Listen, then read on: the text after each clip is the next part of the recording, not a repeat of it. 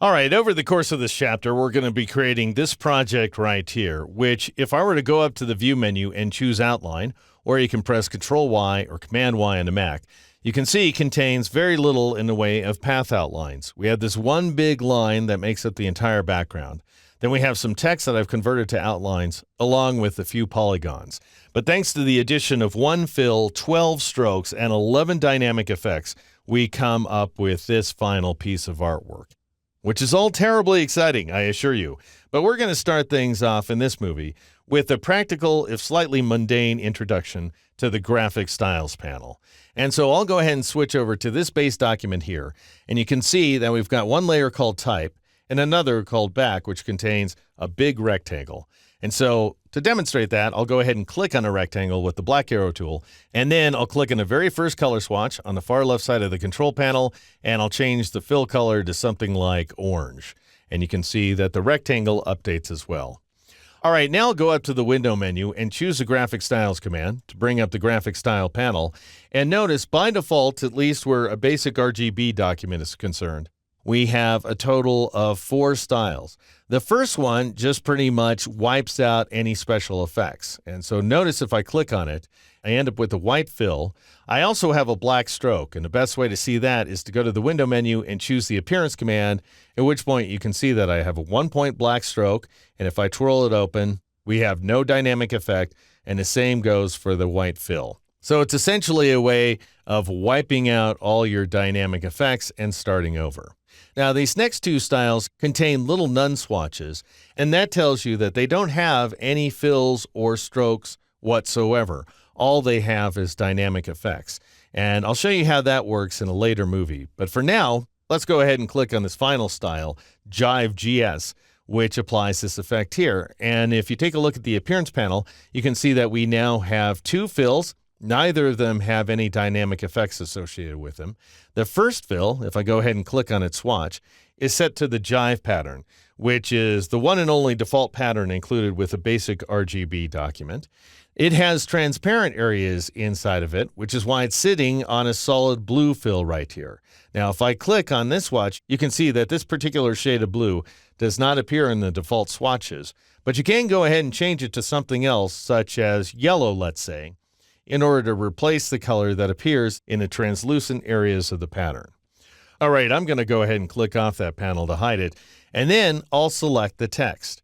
Now, just because we're only seeing 4 styles inside the Graphic Styles panel doesn't mean there aren't a lot more to choose from.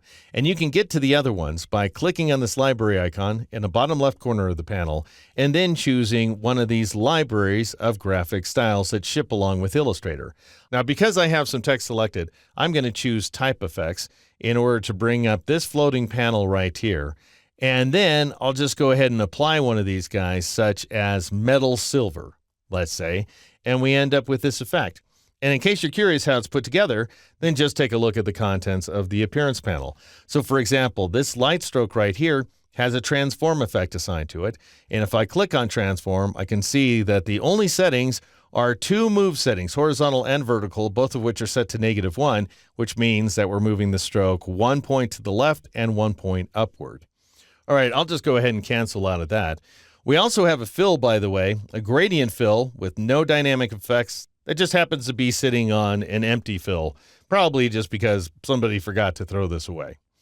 Now notice that we're looking at all these styles as thumbnails, and so if I were to click on the flyout menu icon, we can see that in addition to the thumbnail view, you have a couple of list views to choose from. You also have the option of previewing the effect on a square as by default, or previewing it on text instead, in which case you replace those squares with letter T's, which are perhaps more indicative of what you'll get when styling text inside Illustrator.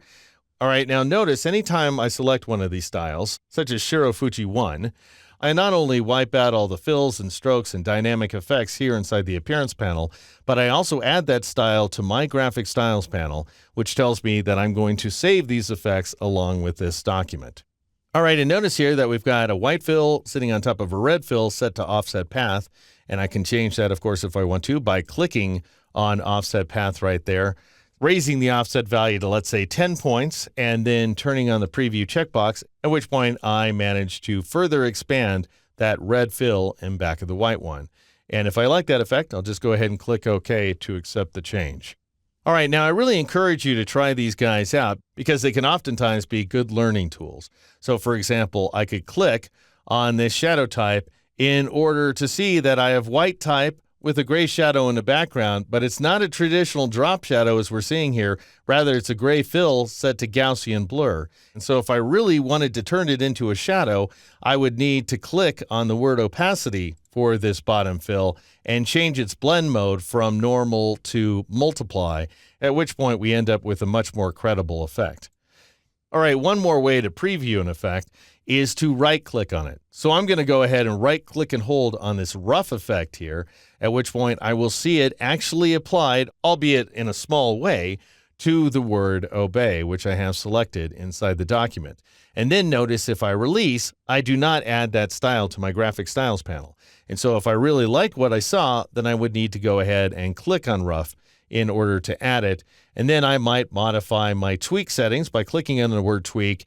And let's say I take these guys down to 2 apiece, both the horizontal and vertical values, and I switch it from relative to absolute so that I'm speaking in terms of points instead of percentages. And then I'll turn on the preview checkbox and I can see the effect settle down on screen so that the text is at least more legible. At which point I'll click OK to accept that effect. All right, I'm done with this floating panel, so I'll go ahead and close it. And then I'll go ahead and select my favorite style that I applied, which is Shirofuji 1, in order to achieve this final effect. And that is my practical, if slightly boring, introduction to the terribly exciting graphic styles panel here inside Illustrator.